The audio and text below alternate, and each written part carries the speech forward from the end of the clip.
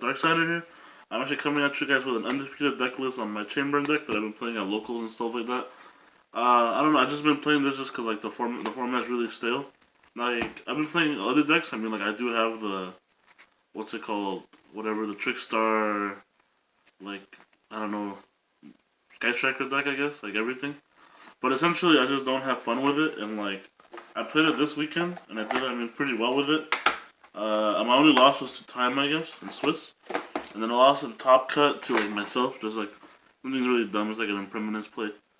What's it called? But basically, yeah. And then besides that, I played this deck at other locals and stuff like that. And it's not like a once like undefeated thing. It's like multiple times, which is the reason why I wanted to profile it. Just because this deck, I think this deck has a really good matchup against Sky Strikers, like super good. Just because like the deck doesn't put that much damage on board, and there's no monsters for you to take with Widow Anchors and things like that, so they have no real way to like pressure me. And then since they slowed down the game, like it's just like really easy for me. And the thing is like, Curse of Darkness is one hell of a card. If you guys don't know what it does, they basically take 1,000 every time a spell card resolves. So it's just like really nutty. So they just lose 1,000 for like no reason. And the thing is like you can just flip the phases up, and then when to get rid of it is like with the one that destroys a monster and destroys a back row afterwards. So it's like pretty hard for them to like deal with. And like, yeah, people are mainly like 3 Drolls and 3 Ashes, but like I have so many draw cards. The only one that really hurts is like when they Ash like carded demise, but then so what? Like, and then I have like Solemn, what's it called? Whatever, Balance of Judgment. Like, I still have dualities. I still have access to so many other cards that it just doesn't matter. And I have like Desires. Like Desires hurts too, but then I just go carded demise and things like that. So it's like there's too many draw cards for them, and like, if they draw me, so what? I just do it next turn. And yeah, I mean, like I said, like I think the deck has a really good matchup.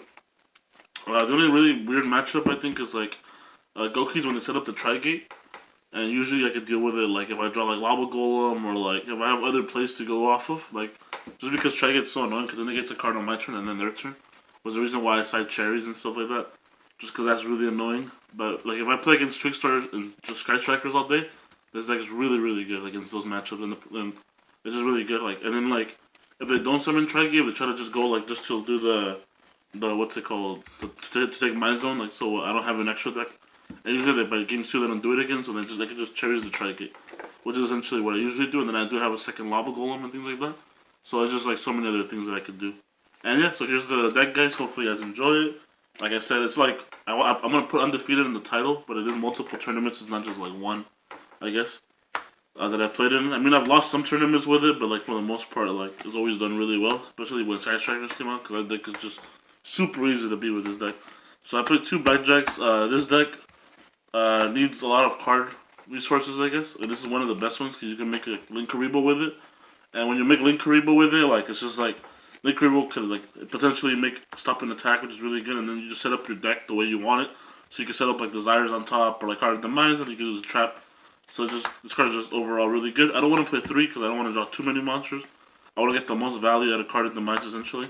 I don't want to ever draw like 2 and then have to like set 1 or whatever and then Card of Demise and I still have the other one in hand. Like yeah, it's good because I can discard it and it'll give me the 3 or whatever, but it's just not optimal. I wanted like a different thing and then I still have this one to go off of or whatever.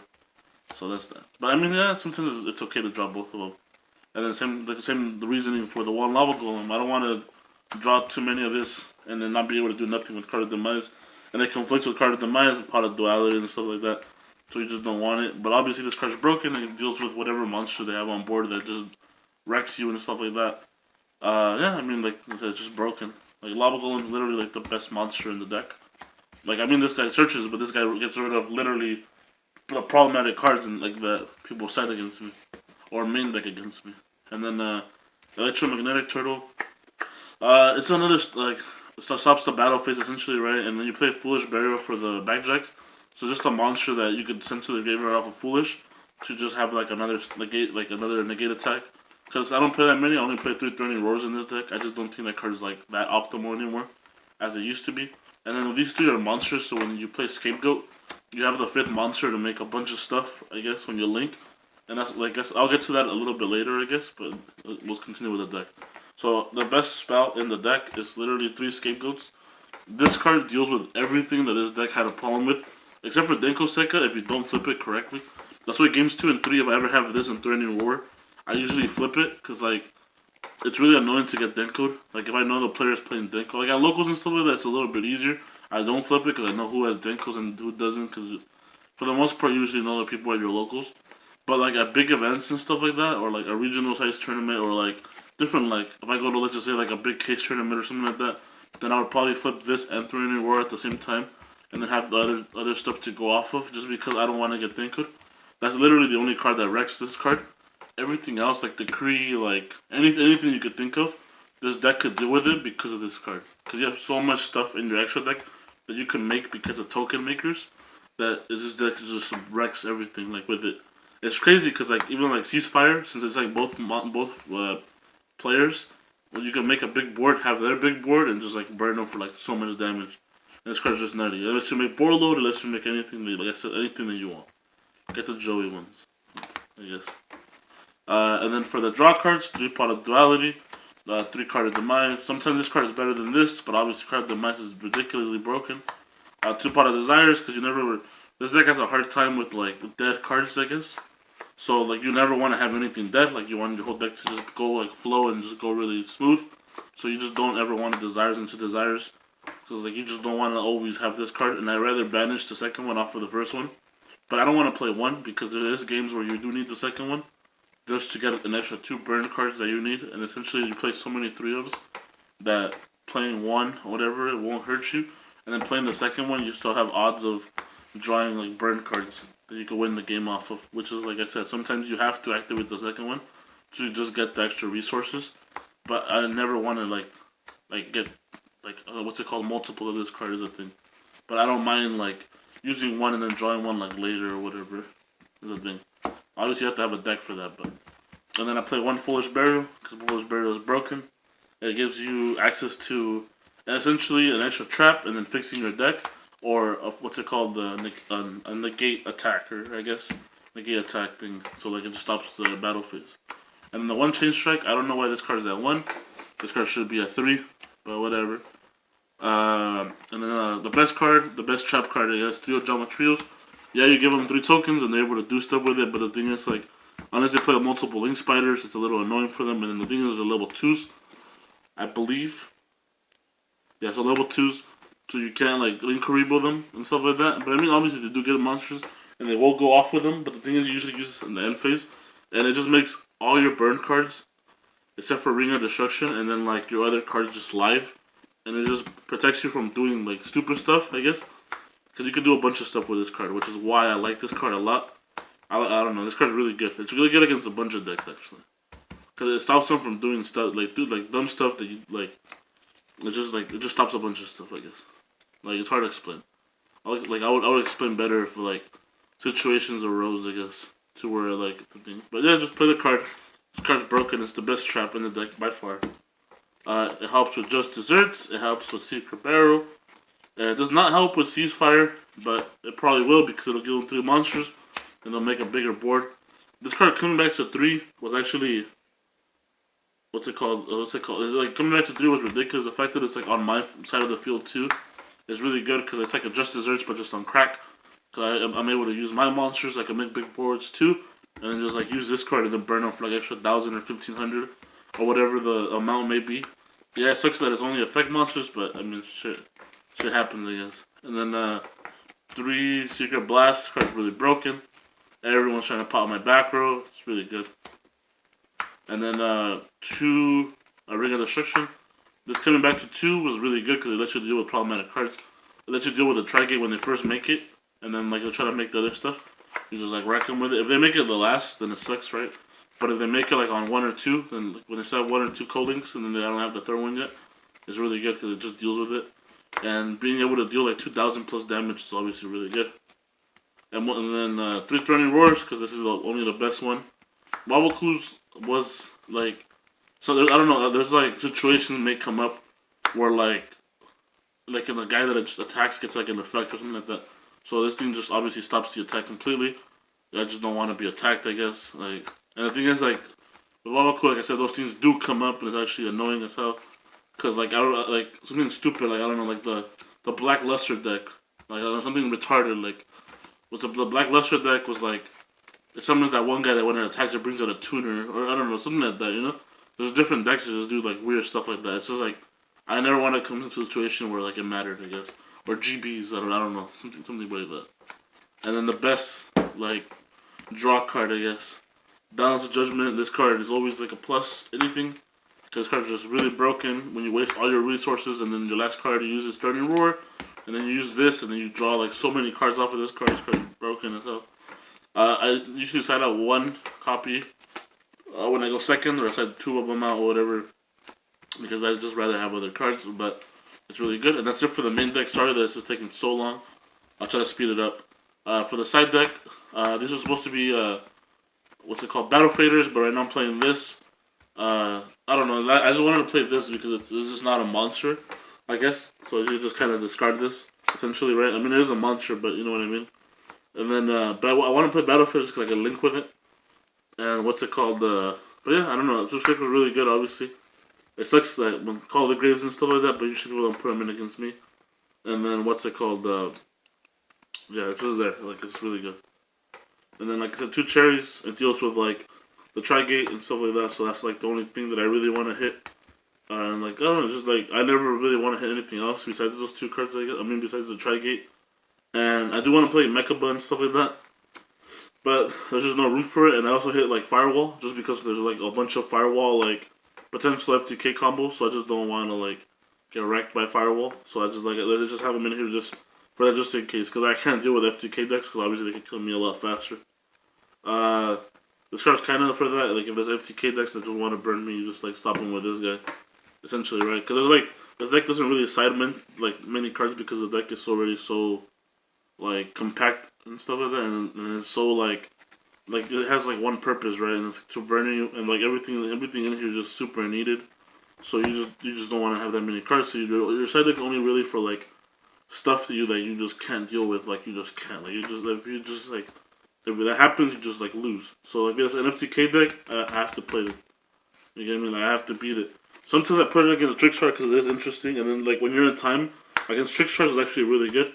Like, you play it on your scale, and then, so you take whatever the damage, instead of special summoning it, you can just play it on the scale, right? Like, just have, like, this is main phase, right? This comes up with main phase, and then you come up with battle phase, and then come up with anything. So, like, if they burn you, you can always play it, right? And the thing is, like, if you have, like, Chain Strike, then you win in main phase with the time rule. But if you don't have that, like, if you want to win instead of drawing, you can just play this in your scale when they take 200, right? And then you just draw any cards off of their guy. This thing launches, and then what's it called? You're able to gain every time that you lose. So instead of, I'll read it to you guys. So this is when you take damage, effect whatever you supposed to summon it, you take no effect damage, right? But like I said, that goes back to like you'll just draw with them because it'll just be the equal. But the pendulum effect with this, when you take damage, effect damage, except during damage step, you can destroy this card, and if you do, any effect that would inflict damage to a player this turn increases their life points by the same amount instead. So every time that you draw cards, like the duality, stuff like that, you're just like taking damage.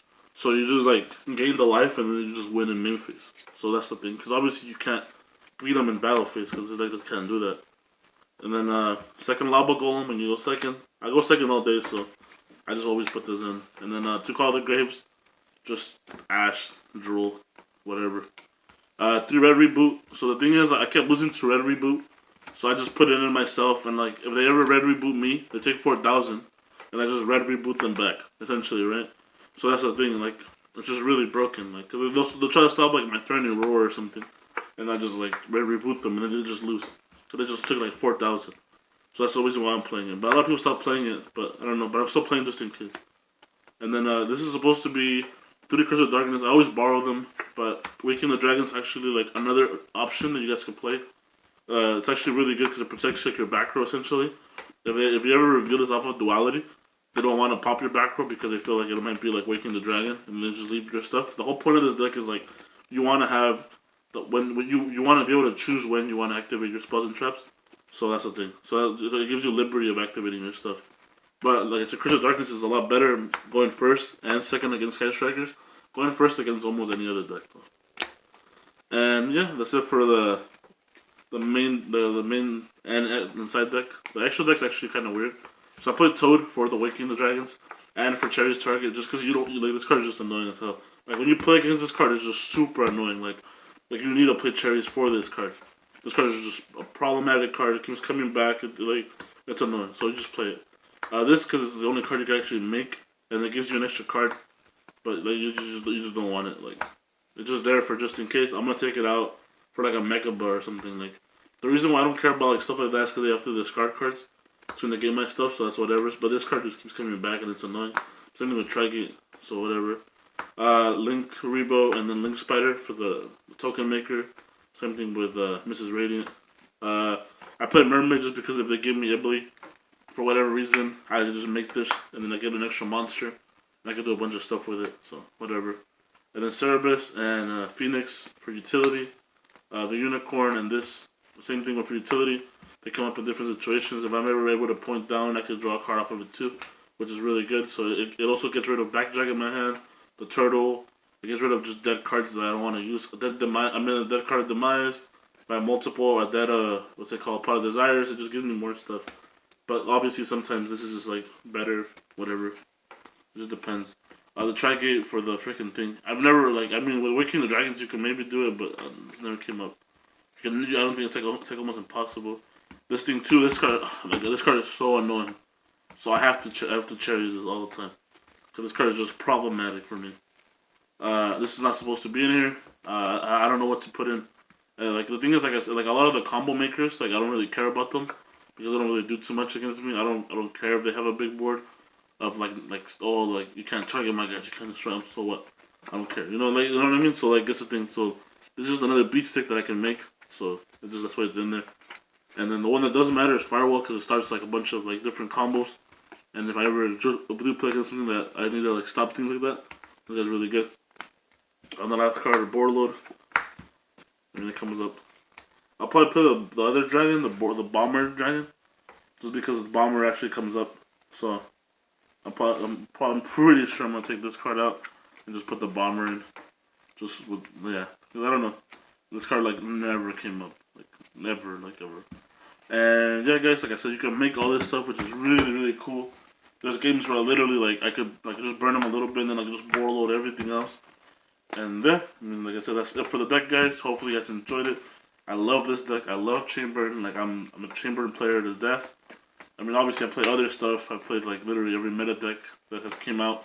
But I always have my Chamberlain deck, like, made. So, like, if you guys want to have discussions about Chamberlain, if you guys are fellow Chamberlain players, please message me. Yeah, I mean, I love the fact that we get, like, so much hate, even though, like, every other deck is so much more degenerate than Chamberlain. Yeah, like I said, hopefully you guys enjoy. Peace out, guys. Have a good day.